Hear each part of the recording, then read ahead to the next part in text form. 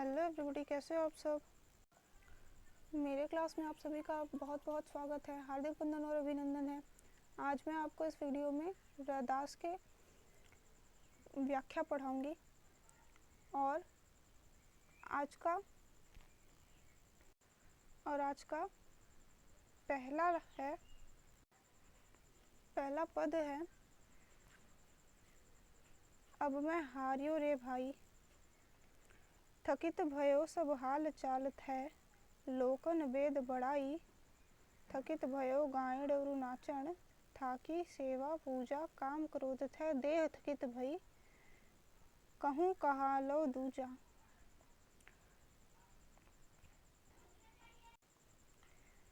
थकित भयो गायण और नाचन, थाकी सेवा पूजा, काम क्रोध थे देह थकित भई, कहूँ कहा लो दूजा। राज जन होऊ न भगत कहाऊ, चरण पसालु न देवा, जोई जोई करूं उलट मोहि बांधे, ताथै निकटि न भेवा। तो कबीरदास जी इसमें इस पद में संसार में कर्मरत रहकर थक जाने की बात कर रहे हैं। क्या कहते हैं, अब मैं हारियो रे भाई। क्या कह रहे हैं, अब मैं हारियो रे भाई, अरे भाई अब मैं पराजित हो गया हूँ। कैसे पराजित हो गए हैं, कह रहे हैं थकित भयो सब हाल चालत है, लोकन वेद बड़ाई, मतलब संसार के हालात से थक गया हूँ और इस संसार की लोक वेद की बड़ाई से भी थक गया हूँ। फिर क्या कहते हैं, थकित भयो गायण और नाचन, मतलब संसार के धंधों में नाचते रहने से, गाते रहने से, सेवा पूजा, इन सब से क्या हो गया है, थक गया हूँ। थाकी सेवा पूजा। फिर कह रहे हैं कि काम क्रोध ते देह थकित भई, कहूँ कहाँ लो दूजा। कह रहे हैं कि काम क्रोध से देह थक करके चूर हो गया है, दूसरा क्या है जो मैं कहूँ कहाँ लो दूजा।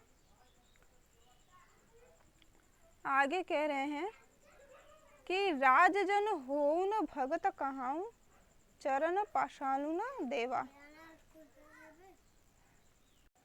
आगे कहते हैं कि न राम का ही हो पाता हूँ और न परमात्मा का भक्त ही कहला पाता हूँ, और मतलब न राम के का हो पाता हूँ, राजजन हूँ जिससे पूरा संसार चल रहा है, उस परमात्मा का भी भक्त होकर के नहीं रह पा रहा हूँ, नहीं हूँ। और क्या नहीं हूँ, चरण पाशालु न देवा, ना ही देवताओं के प्रक्षालन करता हूँ, पैरों में गिरकर प्रक्षालन करता हूँ। फिर कहते हैं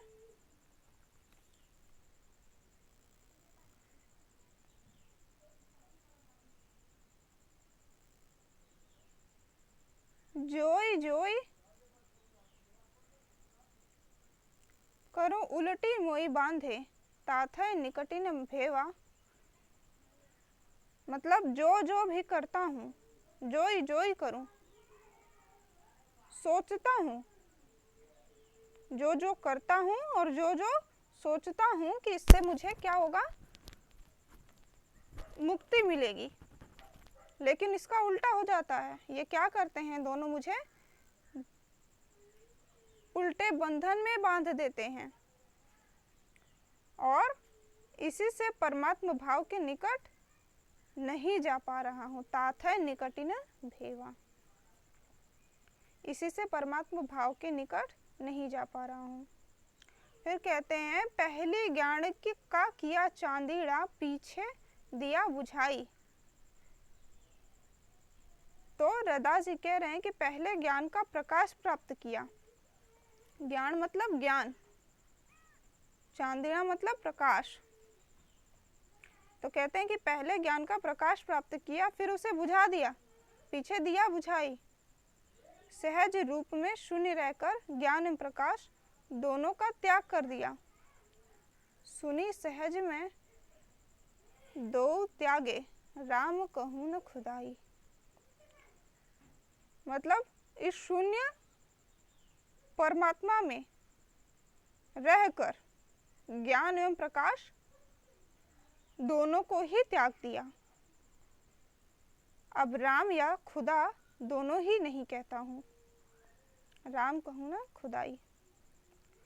अर्थात शून्य सहज में पहुँचने के बाद राम और खुदा दोनों की आवश्यकता शेष नहीं रह जाती है। तो रविदास जी कह रहे हैं कि जब सच्ची ईश्वर की भक्ति प्राप्त हो जाती है,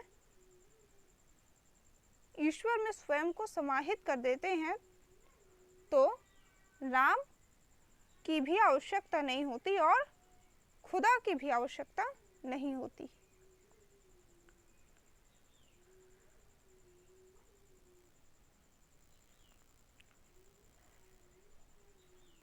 अगला है, हरै बसै षटकर्म सकल अरु, दूरिब कीन्हे सेऊ, ज्ञान ध्यान दो दूरी किए दूरिब छाड़ी तेऊ।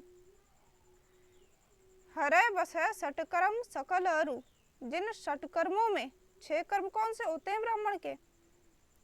पढ़ना, पढ़ाना, यजन, याजन, मतलब यजन मतलब क्या? आहुति, हवन करना, ठीक है। याजन मंत्र पढ़ना, दान लेना और देना, दान स्वयं भी करना और लेना भी, और देना क्या है? मतलब त्याग करना। ये क्या है? ब्राह्मण के 6 कर्म हैं। ब्राह्मण मतलब जाति का ब्राह्मण नहीं, ब्राह्मण का तात्पर्य यहाँ पर सामान्य मनुष्यों से है, ठीक है। फिर उसके बाद क्या है? क्या कहते हैं कि जिन षट कर्मों में ईश्वर का निवास माना जाता है उसे भी त्याग दिया है। अच्छा, षट कर्म भी कई प्रकार के होते हैं। ये तो हो गया ब्राह्मण के 6 कर्म। दूसरा बात करें तो उच्च, प्रतिग्रह, भिक्षा, वाणिज्य, पशुपालन, कृषि कार्य, ये आम मनुष्य के 6 कर्म हो गए। योग में बात करें, जो योगी लोगों के क्या कार्य होते हैं? धौती, वस्ती, नेति, त्राटक, कपाल भाती, ये क्या है? योगी के कार्य हैं, षटकर्म हैं। तो जितने भी प्रकार के यहाँ पे इन तीनों के बारे में हम इसलिए बता रहे हैं क्योंकि वो जाति पाति को रैदास जी नहीं मानते थे। उनके लिए कोई ब्राह्मण कोई ऊंची जाति का और नीची जाति का नहीं था, तो ये नहीं मानते थे, इसलिए ब्राह्मण के 6 कर्म भी वो अपने ऊपर लागू करते हैं। चूंकि एक सामान्य मनुष्य है, इसलिए सामान्य मनुष्य की भी कर्मों को वो अपने ऊपर लागू करते हैं। और जो मैंने योग बताया था, वो स्वयं को योगी भी मानते हैं, इसलिए तीनों प्रकार के जो षटकर्म है वो अपने ऊपर लागू करते हैं और कह रहे हैं कि हे ईश्वर, ज्ञान ध्यान को भी छोड़ दिया है। हरै बसै षटकर्म सकल अरु, दूरिब किन्हे सेऊ, षटकर्मों को छोड़ दिया है, ध्यान और ज्ञान को भी छोड़ दिया है, 5 इंद्रियां पंचु थकित भय जहां तहां। पंचु यहाँ पर पांचों इंद्रियों की बारे में बात हो रहा है। और जो 5 विषय होते हैं, कौन कौन से 5 विषय होते हैं? लोभ, मोह, मत्सर और अहंकार और 5वां क्रोध। ठीक है, तो पंचु थकित भय मतलब पांचों इंद्रियां और इन इंद्रियों में उपस्थित पांचों विषय, इन सबको भोगते भोगते थककर चूर हो गई हैं। ये जो पांचों इंद्रियां हैं वो पांचों विषयों को भोगते भोगते थककर चूर हो गई हैं और अब जहां तहां स्थिति पाई और अब सभी स्थिर हैं। फिर जा कारणी मैं दौड़ियो फिरतो। जिस कारण, जा कारणी मैं दौड़ियो फिरतो, मैं भागता फिरता था, जिस सुख के लिए मैं भागता फिरता था, सो अब घट में पाई। वह सब अपने शरीर के भीतर ही मैं पा गया हूं। जिस ईश्वरीय सुख के लिए मैं भागता फिरता था वह सब अपने शरीर के भीतर ही मैं पा गया हूं। और फिर कहते हैं, पंचु मेरी सखी सहेली, तिनी निधि दई बताई। कहते हैं कि पांचों इंद्रियां अब सभी सहेली हो गई हैं। जैसे सहेली होती है ना, कि वो आपका बुरा नहीं करेगी, आपका भला करेगी, इसी तरीके से जो पांचों इंद्रियां हैं वो अब सांसारिक सुख में लिप्त होकर के मेरा बुरा नहीं कर रही हैं, बल्कि अब उन्हें किसका सुख मिल रहा है? ईश्वर के शाश्वत सुख अब रैदास जी को प्राप्त हो रहा है। और इसीलिए इंद्रियों को उन्होंने अब सहेली कहा है। और कहते हैं, तिनी निधि दई बताई। उन्होंने निधि बता दी है। निधि मतलब भंडार, किसका? सुख का। इंद्रियों को उन्होंने क्या किया है? सुख का भंडार बता दिया है। और इसी से अब इसी संसार में मन प्रसन्न है। क्या है? अब मन फूल भयो जग महिया, उलटी आपो मैं अपय समाई। कह रहे हैं कि अब इसी संसार में मन प्रसन्न है और संसार में उलटी आपो मैं, उलटकर विमुख होकर क्या हो रहा है? आत्मा में समा गई है। विषयों में घूमते जो मेरा मन थककर चूर हो गया है, अब विषयों का भोग नहीं हो पा रहा है। और क्यों? क्योंकि सहज सम्मुख परमात्मा मिल गए हैं। यही बात रैदास जी कह रहे हैं। सोई सहज मिलियो, चलत चलत मेरो निज मन था क्यों, अब मोसे चलियो न जाई। कह रहे हैं कि विषयों में चलते चलते घूमते घूमते मेरा मन जो था वो थक कर चूर हो गया है और अब विषयों का भोग नहीं हो पा रहा है। सोई सहज मिलियो सोई सन्मुख, और सहज और सम्मुख परमात्मा मुझे मिल गए हैं। रैदास जी यही बात कह रहे हैं। जिसका अर्थ अगर आपको समझ में नहीं आया होगा तो लाइन पढ़ेंगे, तो जहाँ पे आप पद लिखेंगे वहीं पे आप उसका अर्थ भी लिखते जाइएगा। और मैंने यहाँ पर आपको शब्दार्थ भी दिया हुआ है, जिससे कि आपको पता चल जाएगा। और नीचे यहाँ पर मैंने इसका अर्थ भी दिया हुआ है। तो वीडियो पॉज करके स्क्रीनशॉट ले लीजिएगा और इसको मैं पीडीएफ फाइल में भी आपको दे दूंगी। ठीक है, यहाँ पे देखिए सब बताया है ना।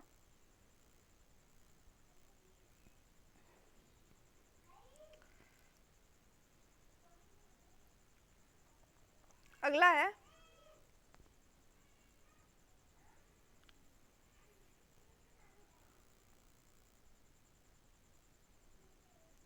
ऐसी भक्ति न होई रे भाई, राम नाम बिन जे कुछ करिए, सो सब भरम कहाई। रैदास जी कह रहे हैं कि भक्ति मतलब भक्ति। राम नाम की महत्ता का वर्णन बताते हुए इस पद में रैदास जी कह रहे हैं कि अरे भाइयों, ऐसी भक्ति नहीं होती है, ऐसी भक्ति न होई रे भाई, ऐसी भक्ति नहीं होती है। राम नाम के बिना जो कुछ भी किया जाता है, राम नाम बिन जे कुछ करिए, जो कुछ भी आप राम नाम के बिना कर रहे हो, सो सब भ्रम कहाई, वह केवल भ्रम मात्र ही है, उसे हम सिर्फ भ्रम ही कह सकते हैं। फिर आगे कहते हैं कि भक्ति न रसदान, भक्ति न कथय ज्ञाना। मतलब कह रहे हैं कि भक्ति कोई रसदान नहीं है और ना ही भक्ति किसी ज्ञान में ढूंढी जा सकती है। फिर कह रहे हैं कि भक्ति न बन मैं गुफा खुदाई। मतलब कि जो भक्ति है वो जंगलों में भी नहीं मिलती, और यदि किसी गुफा में जाकर के ढूंढोगे वहां पे भी आपको ईश्वर की भक्ति नहीं मिलेगी। फिर क्या कह रहे हैं कि भक्ति न ऐसी हासी। मतलब क्या कह रहे हैं कि आसी, भक्ति न ऐसी आसी, आशा के बंधन में बंध कर भी भक्ति नहीं मिलती है। और हासी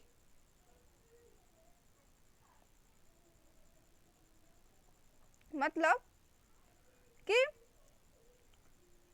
सभी कामिनियों का त्याग या विश्राम, संयम से भी भक्ति नहीं होता। हासी मतलब जब आप सुख में रहो उस वक्त भी भक्ति नहीं होती है, और जब आप आशा के पाशे में बंध कर, पाशा मतलब बंधन, और किसका, आशाओं के, कि अब मुझे आकर के भक्ति मिलेगी, तो भक्ति कोई वस्तु तो है नहीं जो मिल जाएगी, तो आशा के बंधन में बंध कर भी भक्ति नहीं मिलती। फिर क्या कह रहे हैं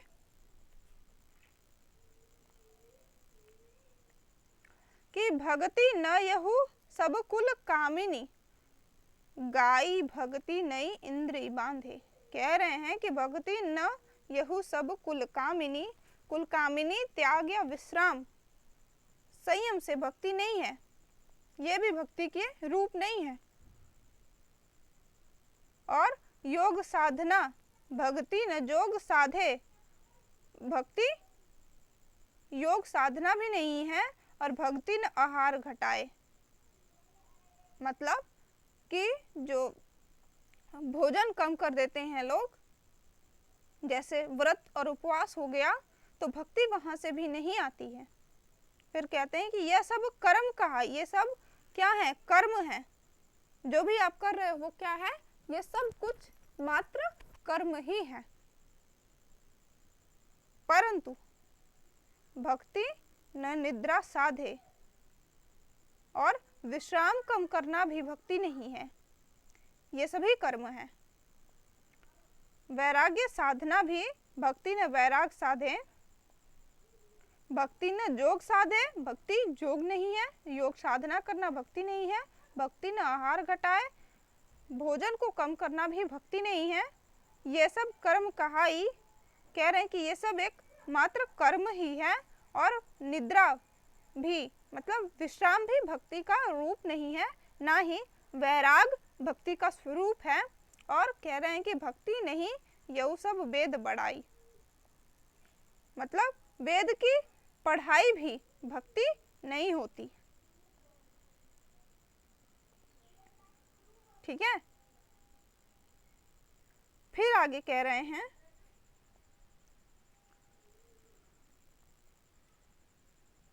कि भक्ति न मुंड मुड़ाए।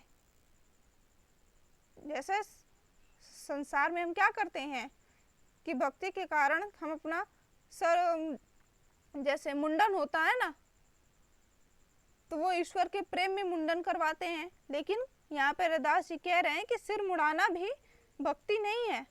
भक्ति न मुंड मुड़ाए, सर से बालों को उतरवा देना भी भक्ति नहीं है। और कह रहे हैं कि भक्ति न माला दिशाएं, मतलब माला फेरना भी भक्ति का स्वरूप नहीं है।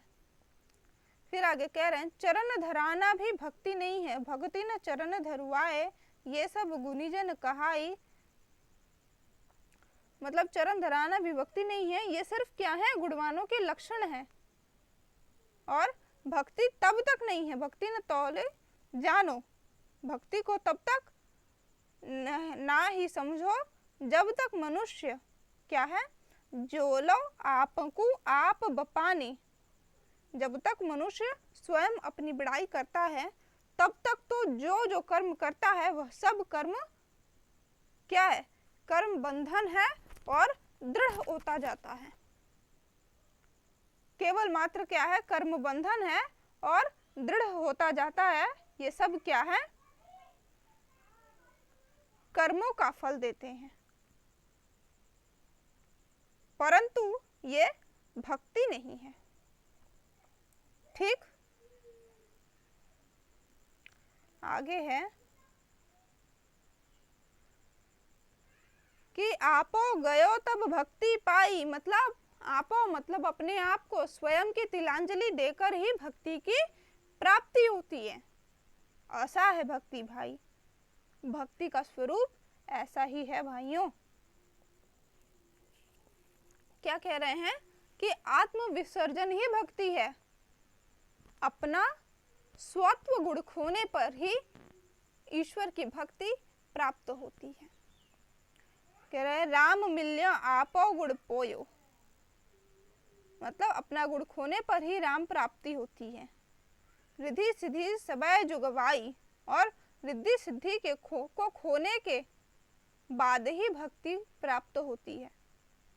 कह रैदास छूटी ले आसपास। रैदास जी कहते हैं कि जो आशा के बंधन से मुक्त है, आशा आसपास मतलब इधर उधर नहीं, आसपास मतलब आशा का बंधन, पास मतलब बंधन। क्या कह रहे रैदास जी कि जो आशा के बंधन से मुक्त है तब हरिताही के पास, जो आशाओं के बंधन से मुक्त हो चुका है, परमात्मा क्या है, उसी के पास रहते हैं। आत्मा अस्थिर तब सब निधि पाई। फिर कह रहे हैं कि आत्मा के एक स्थान पर स्थिर होने के बाद सभी निधियां क्या होती हैं, प्राप्त हो जाती हैं। मतलब जितना भी संसार का सुख होता है, जब आपकी आत्मा स्थिर हो जाती है तब आपको सुखों का भंडार अनुभव होता है।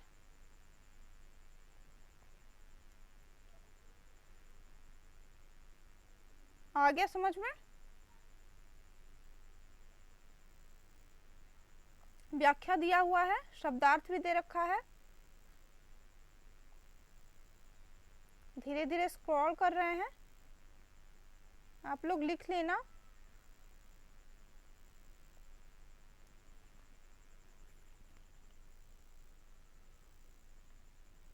लेकिन अब तक तो इतना समझ आ ही गया होगा, ठीक है।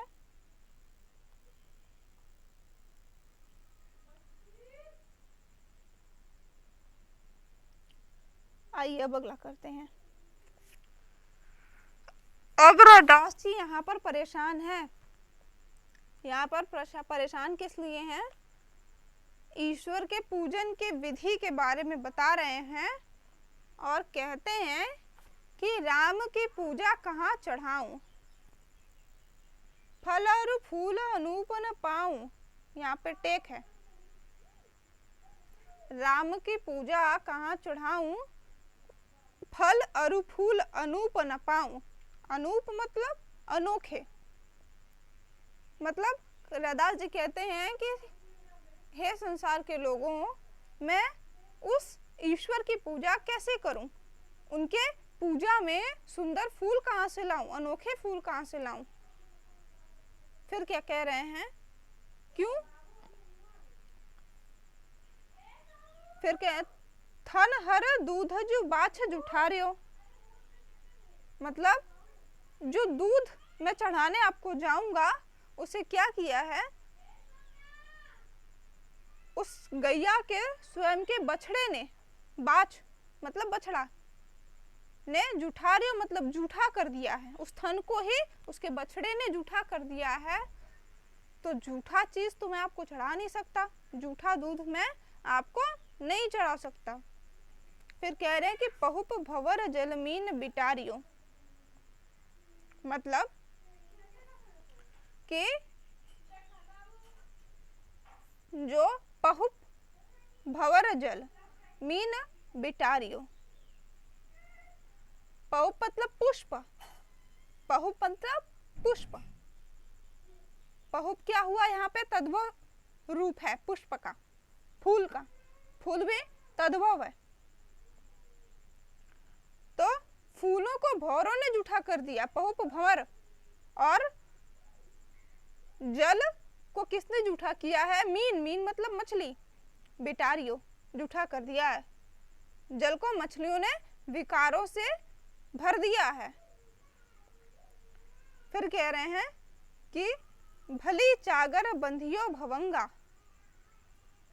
मतलब मलय पर्वत सर्पों से भरा हुआ है, जहां विष एवं अमृत दोनों एक साथ हैं, विष अमृत दो एक ही संगा, मतलब मलय पर्वत पर जो है वो सर्पों से भरा हुआ है। मलय पर्वत पर क्या है, अमृत है, मतलब हे ईश्वर वो अमृत भी मैं आपको नहीं चढ़ा सकता, क्योंकि उसे सर्पों ने जूठा किया हुआ है और उस अमृत को भी विष में परिवर्तित कर दिया है, इसीलिए मैं वो अमृत भी आपको नहीं चढ़ा सकता। फिर कह रहे हैं, बहुत ही अच्छी लाइन कह रहे हैं कि मन ही पूजा मन ही धूप, मन ही सेव सहज स्वरूप, पूजा अर्चन जानू राम तेरी, कह रैदास कवन गति मेरी। कह रहे हैं कि हे ईश्वर सब कुछ झूठा हो गया, सब बेकार हो गया, कुछ नहीं चढ़ा सकते आपको। कह रहे हैं कि अब मैं आपकी पूजा मन से ही करूंगा, मन में ही पूजा है, मन में ही धूप दूंगा और आपके सहज स्वरूप का मन में ही स्मरण करूंगा। फिर कह रहे हैं कि हे राम जी तुम्हारा अर्चन पूजन कुछ नहीं जानता, पूजा अर्चन जानू राम तेरी, मतलब ये तो मेरे मन की शांति के लिए मैंने मन में ही आपकी पूजा करने की ठानी है और मन में ही आपको धूप देने की ठानी है, आपके सहज स्वरूप को भी मन में ही स्मरण कर लेने की ठानी है। हे ईश्वर मैं आपके पूजन अर्चन का विधि नहीं जानता हूँ, मुझे नहीं पता, रैदास जी कहते हैं कि मुझे नहीं पता कि मेरी कौन सी स्थिति होगी, मतलब जो ये मैं कर रहा हूँ वो सही है या गलत है ये मैं नहीं जानता और पता नहीं आप इसके लिए मुझे क्या दंड दोगे।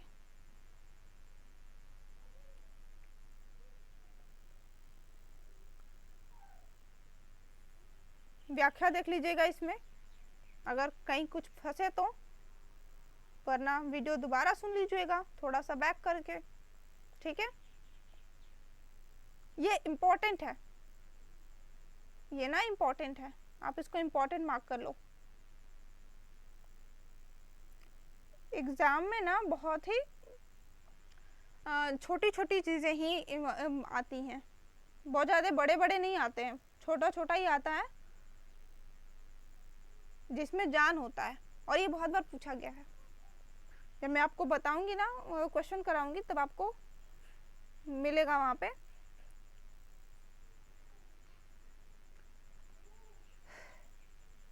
चल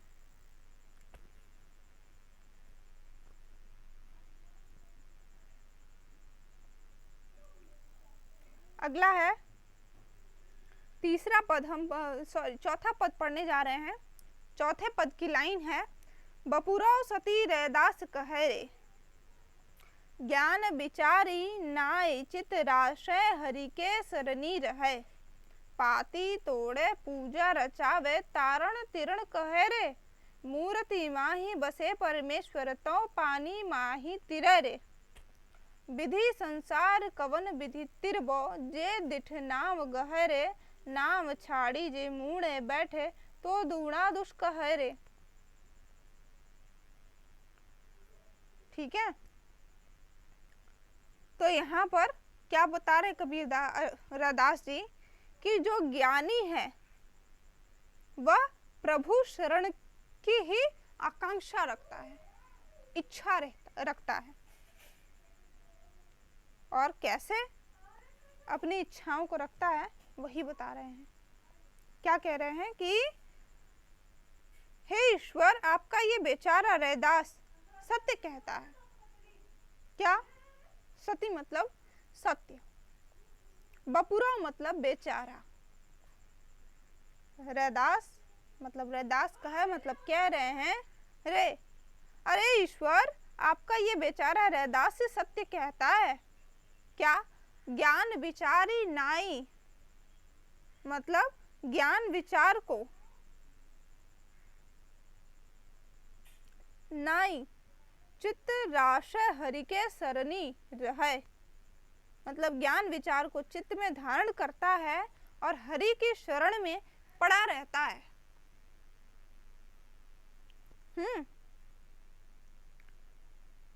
जो ज्ञान है उसको विचार करके अपने चित्त में धारण करता है, मतलब जो कुछ भी मुझे आपके स्वरूप के विषय में ज्ञान है उसको धारण करके कहाँ धारण करता है? अपने चित्त में धारण करता है और आपके उसी स्वरूप को निहारते हुए अपनी एक ही स्थिति में पड़ा रहता है। फिर कह रहे हैं कि पत्ती तोड़कर पूजा अर्चना करता है, पाती तोड़े पूजा रचावे। पाती तोड़े पूजा रचावे, तारण तिरण कहरे, मतलब पत्ती तोड़कर पूजा अर्चना करता है और भवसागर से पार होने के लिए तारण तिरण कहरे कि हे ईश्वर, मुझे इस संसार से पार होने के लिए रास्ता बताओ। तारण तिरण कहरे, भवसागर से पार होने के लिए प्रार्थना करता है।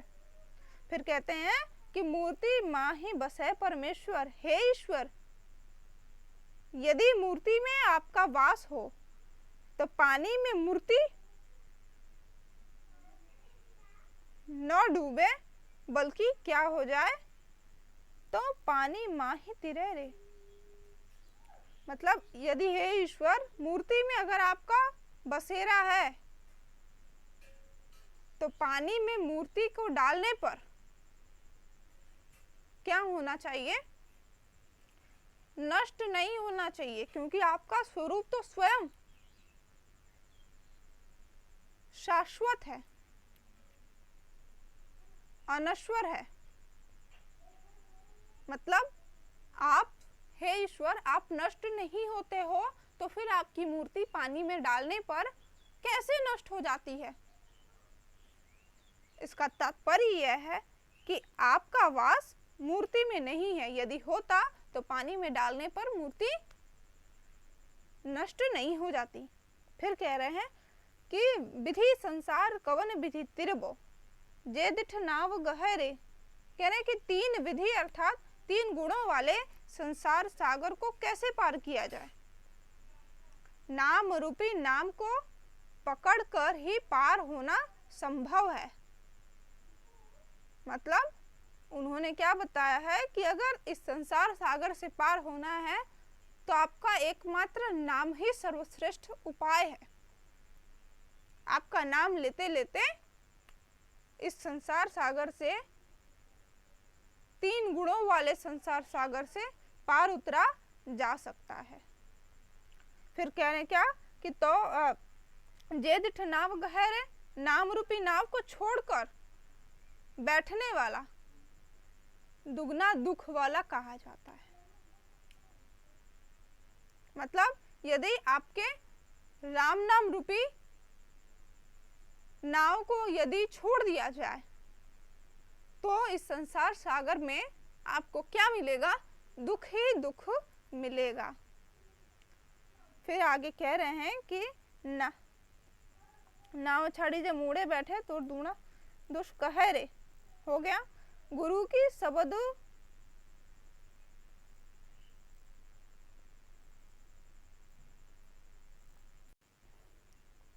दुगना दुष्ट कह रे, दुगना दुख वाला कहा जाता है। फिर कह रहे हैं कि गुरुदेव शब्द सुरति, गुरु की शब्द रू सुरति कुदाली,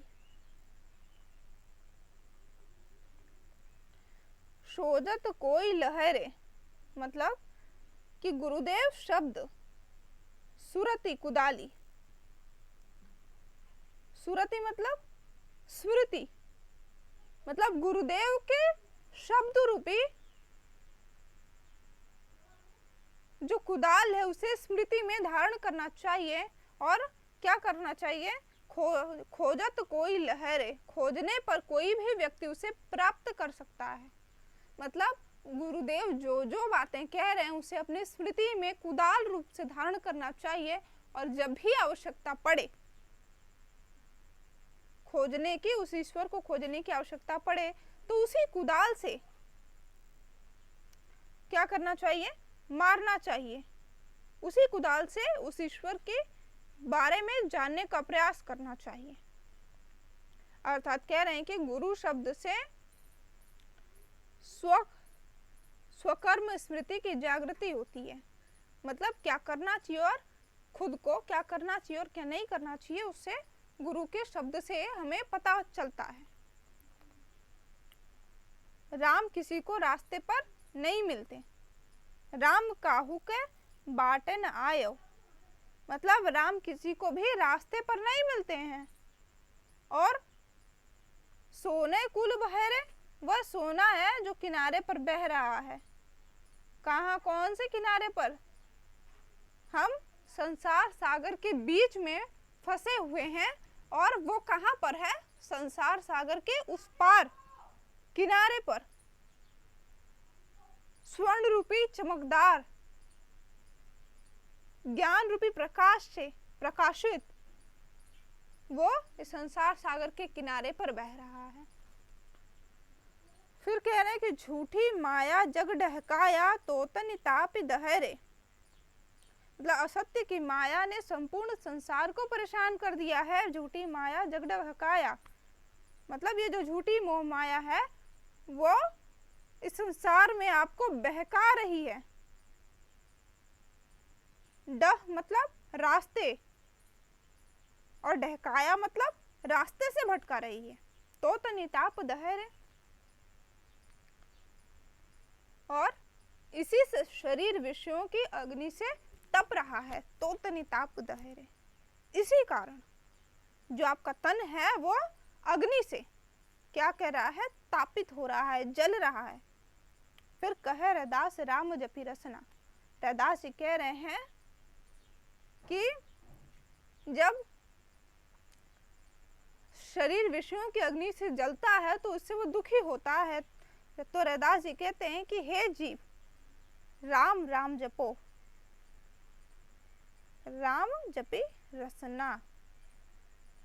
मतलब राम नाम रूपी सुख को जपो, और इससे क्या होगा कि माया काहू के संगी न रहे रे। क्योंकि माया जो है वो सदैव किसी का साथ नहीं देती। जब उसका समय समाप्त होता है तो वो छोड़कर चली ही जाती है। इसीलिए यदि किसी का साथ करना है तो किसका करो? राम नाम रूपी रस का साथ लो। इसमें रूपक अलंकार है।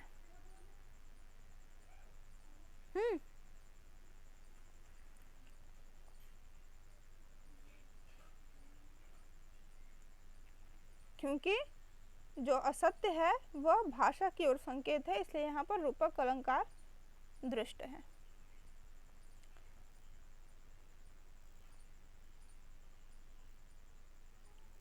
शब्दार्थ है यहाँ पे। शब्दार्थ आप लोग अपने हिसाब से लिख लेना, कॉपी पेन लेकर के बैठा करो, क्योंकि एक बार जो ध्यान में आएगा ना दोबारा हो सकता है नहीं आए। इसीलिए जो सीखना है एक बार में सीख लो, दोबारा और सीखोगे और जानोगे। पर एक बार जो भूल जाओगे वो दोबारा याद नहीं आएगा। पांचवा है